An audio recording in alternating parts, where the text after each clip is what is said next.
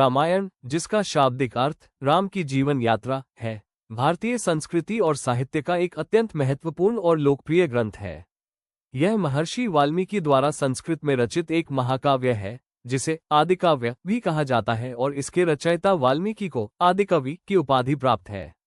मुख्य बिंदु रचना और इतिहास। माना जाता है कि इसकी रचना 7वीं से 4वीं शताब्दी ईसा पूर्व के बीच हुई थी। ये संस्कृत साहित्य परंपरा में महाभारत के साथ साथ एक इतिहास के रूप में मान्य है। संरचना। रामायण में कुल 7 अध्याय हैं, जिन्हें कांड कहा जाता है। इसमें लगभग 24,000 श्लोक हैं।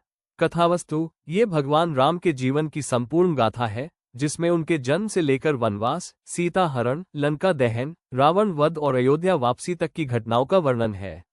ये धर्म, कर्तव्य, त्याग, प्रेम और निष्ठा के आदर्शों को प्रस्तुत करता है। प्रभाव। रामायण का भारतीय और वैश्विक साहित्य, कला और संस्कृति पर गहरा प्रभाव पड़ा है। इसकी कथा को लेकर भारत और अन्य देशों में अनेक रामायण रचे गए हैं, जैसे तमिल में कम्ब रामायण, बंगाली में कृतिवासी रामायण, अवधी में तुलसीदास की रामचरितमानस और थाईलैंड में रामकीर्ति रामकीयम।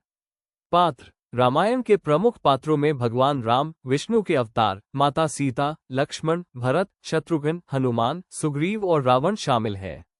महत्व। रामायण केवल एक धार्मिक ग्रंथ नहीं, बल्कि यह जीवन जीने की कला, आदर्श मानवीय मूल्यों और नीतिशास्त्र का अनुपम उदाहरण प्रस्तुत करता है।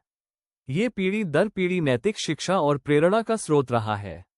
रामायण के विभिन्न रहस्य और रोचक तथ्य भी हैं, जैसे कि लक्ष्मण का 14 वर्षों तक न सोना, गायत्री मंत्र का रामायण से संबंध और राजा दशरथ की एक पुत्री शांता का होना।